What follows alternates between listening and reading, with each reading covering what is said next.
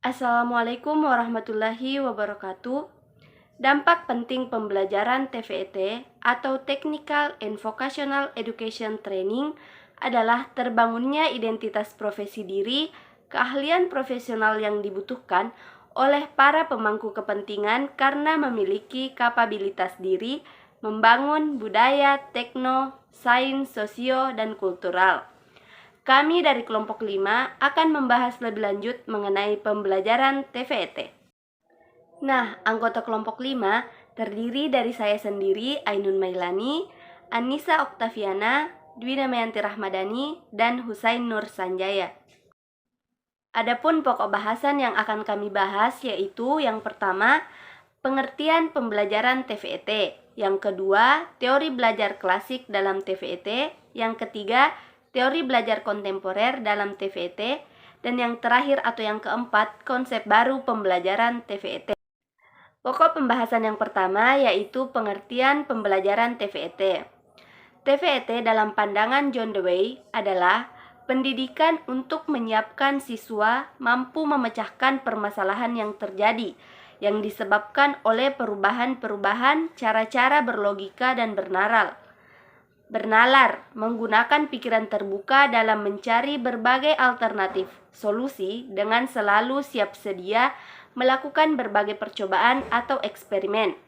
Dewey menganjurkan adanya modernisasi kurikulum pendidikan vokasional dengan memasukkan studi saintifik teknikal. Dewey berargumen bahwa sekolah tradisional telah menjadi tumpul dan mekanistis. Sebagai pendidikan yang progresif, pendidikan vokasional harus melakukan perubahan kurikulum dan pembelajaran yang mencerminkan perubahan teknologi secara nyata di abad yang baru. Pembelajaran TVET abad 21 adalah pembelajaran kompetensi plus atau PKP. Artinya, pembelajaran TVET tidak cukup membangun kompetensi seseorang sebagai pribadi terpisah dari lingkungan atau habitat kerjanya. Pembelajaran TVET tidak cukup hanya berbasis kompetensi pengetahuan, skill, dan attitude. Pembelajaran TVET bermuara pada pengembangan kompetensi kerja yang diterima oleh para pemangku kepentingan dan memiliki jejaring yang luas. Tujuan dasar TVET adalah menyiapkan masyarakat memiliki kapabilitas, kemampuan, dan kemauan, mengembangkan karir dalam pekerjaan yang bermartabat dan mandiri, mengusahakan penghasilan yang untuk kesejahteraan dan kebahagiaan hidupnya. Pembelajaran pada TVET akan efektif jika seluruh proses dan hasil yang dicapai memberi dampak bagi masyarakat peserta didik untuk memenuhi kebutuhan hidupnya dalam berkarir di dunia kerja, peningkatan produktivitas lembaga atau perusahaan pemberi kerja, pembangunan ekonomi dan daya saing bangsa. Bagi pekerja aktif yang mengikuti training dan retraining, pemanfaatan pembelajaran TVET adalah untuk karir mereka saat ini dan di masa depan. Bagi peserta didik dari kaum muda yang belum memasuki dunia kerja, pemanfaatan pembelajaran TVET adalah untuk kebutuhan bekerja mereka di kemudian hari. Baiklah, materi selanjutnya adalah teori belajar klasik dalam TVET. Belajar adalah proses rekonstruksi pengalaman berupa pengetahuan, skill, sikap yang bermakna, membekas dan menjadi tradisi kebiasaan hidup seseorang. Rekonstruksi pengetahuan, skill, sikap diperoleh melalui berbagai pengalaman, baik direncanakan maupun terjadi secara spontan. Belajar dapat terjadi secara terprogram maupun secara insidental dan berkesadaran. Artinya dalam proses belajar orang ada dalam keadaan sadar mengalami proses. Teori belajar klasik yang sudah umum digunakan dalam pengembangan pembelajaran adalah yang pertama teori belajar behavioristik, yang kedua teori belajar kognitif, dan yang ketiga teori belajar konstruktivistik. Teori yang pertama adalah teori belajar behavioristik. Teori belajar behavioristik berpandangan bahwa perubahan tingkah laku seseorang karena ada rangsangan eksternal. Dalam belajar terjadi pengkondisian dan pemberian stimulus sebagai instrumental kondisi. Peserta didik didudukkan sebagai pribadi pasif siap melakukan respon jika ada stimulus lingkungan di luar dirinya. Teori behavioristik menyatakan belajar adalah perubahan tingkah laku anak karena interaksi anak terhadap lingkungan terkondisi. Teori behavioristik menekankan peranan lingkungan, terbentuknya proses aksi-reaksi, bersifat mekanistik. Peran kemampuan anak dalam merespons stimulus, budaya dasar anak menentukan hasil belajar mereka.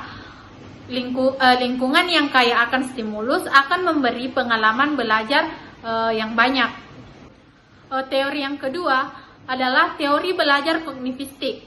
Teori ini menegaskan agar dalam merancang pembelajaran strategi harus disusun dalam urutan komponen-komponen pembelajaran yang terorganisir menuju tujuan atau capaian pembelajaran yang konkret. Teori belajar kognitivistik dalam TVET digunakan dalam pembelajaran skill berpikir, thinking skills. Selain skill motorik, skill kognitif sangat berkembang dalam TVET modern. Pemecahan masalah modern semakin banyak membutuhkan pemecahan berbasis mental atau pikiran. Teori yang ketiga, teori belajar konstruktivistik. Teori belajar konstruktivistik menekankan bahwa belajar adalah proses aktif mengkonstruksi pengetahuan. Peserta didik berperan sebagai konstruktor pengetahuan.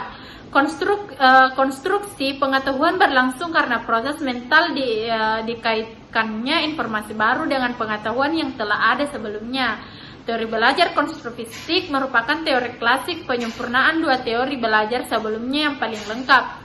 Pembelajaran dalam pemerolehan pengetahuan, skill dan sikap kerja dalam TVET membutuhkan aktivitas konseptual, autentik dan bermakna secara sosial, budaya, ekonomi, teknologi, emosional, spiritual, kinestetika dan intelektual. Baiklah, saya akan melanjutkan yaitu teori belajar kontemporer dalam TVET. Pengembangan kapabilitas atau kemampuan dan kemauan diri untuk berpartisipasi penuh dalam dunia kerja, mampu berkarir secara produktif sepanjang usia kerja, tidak menjadi beban keluarga dan masyarakat setelah memasuki usia pensiun merupakan salah satu tujuan pembelajaran TVET. Konsep belajar ini adalah belajar yang terkonstruksi secara sosial, emosional, situasional, kondisional, berpartisipasi langsung dalam masyarakat, belajar sepanjang hayat, belajar berbasis kehidupan, melakukan berbagai jenis pekerjaan atau tugas keseharian. Jadi teori belajar kontemporer dalam TVET ini terbagi atas 7, yaitu yang pertama life-based learning. Life-based learning menjadi kunci perubahan dan pengembangan teknologi baru pembelajaran TVET. Yang kedua yaitu teori belajar transformatif. Teori ini muncul sebagai respon atas perubahan tanpa henti di berbagai aspek kehidupan dan lifelong learning. Yang ketiga, self-directed learning. Merupakan pembelajaran di mana desain, rencana, pelaksanaan, dan evaluasi pembelajaran didesain oleh pembelajar itu sendiri. Dan yang keempat, belajar berpartner sosial. Pengembangan kapabilitas kerja bagi masyarakat melalui TVET membutuhkan pendidikan dengan pembelajaran berpartner sosial, baik itu pemerintah pusat, pemerintah daerah, perusahaan multinasional, perusahaan daerah, perusahaan multinasional, perusahaan industri kecil, masyarakat pencari kerja, dan sekolah perlu mengadakan proses belajar berpartner sosial. Yang kelima yaitu pembelajaran orang dewasa. Pembelajaran ini membutuhkan persyaratan dan kondisi kematangan dan kedewasaan pada peserta didik. Lingkungan kerja membutuhkan kesiapan dan kematangan anak dalam melaksanakan pekerjaan. Tanpa kedewasaan dan kematangan yang baik, pekerja akan mengalami kesulitan dan pengembangan karir mereka. Dan yang keenam yaitu pengembangan kompetensi sebagai proses kolektif. Kompetensi adalah kapasitas diri seorang yang dapat didemonstrasikan atau ditampilkan berupa pengetahuan, skill, dan karakteristik diri pribadi. Dan yang ketujuh, belajar berbasis kerja atau work-based learning. Work-based learning diterapkan dalam TVET untuk memenuhi kebutuhan ketuntasan belajar sesuai standar industri. Belajar berbasis kerja ada yang dilakukan di dan ada yang dilakukan di industri. Yang terakhir adalah belajar di tempat kerja atau workplace learning. Belajar di tempat kerja dan belajar langsung dalam kehidupan kerja adalah dua hal yang selaras. Pekerjaan adalah pekerjaan yang berhubungan dengan pemecahan masalah aktual atau nyata dan baru. Tuntutan pekerjaan ini mengharuskan semua pekerja mengembangkan sikap belajar sepanjang hayat. Jadi dalam kehidupan kerja membuat para pekerja memiliki pengalaman dan skill yang memadai. Konsep baru pembelajaran TVET. Konsep baru pembelajaran TVET mengarah pada pembentukan kemampuan atau kompetensi lulusan untuk memecahkan masalah menggunakan cara-cara berpikir kreatif, bekerja kreatif dengan orang lain, menerapkan inovasi secara kreatif bersama orang lain. Berpikir kreatif membutuhkan ide-ide yang luas, baru dan bermanfaat. Kemampuan mengelaborasi, mencocokkan dan mengevaluasi ide-ide diri sendiri penting dalam pengembangan kemampuan berpikir kreatif. Mengajukan formulasi pengembangan kemampuan berpikir kreatif membutuhkan keterbukaan atas beragam pengalaman, berani mengambil risiko, toleran terhadap ambiguitas, disiplin diri, mempercayai kelompok, dan banyak berlatih. Konsep pembelajaran TVET mengarah pada pembentukan kemampuan atau kompetensi lulusan untuk memecahkan masalah menggunakan cara-cara berpikir kreatif, bekerja kreatif dengan orang lain, menerapkan inovasi secara kreatif bersama orang lain. Artinya, pembelajaran TVET harus semakin banyak diwarnai dengan proses belajar kolaboratif berkelompok. Kebiasaan belajar dan bekerja secara kolaboratif perlu ditumbuhkan dalam setiap kegiatan pembelajaran TVET. Pembelajaran TVET abad 21 membutuhkan pengembangan kemampuan kerjasama dalam memecahkan masalah. Maka sudah mulai saatnya memperhatikan bahwa pembelajaran individu proporsinya perlu dikurangi.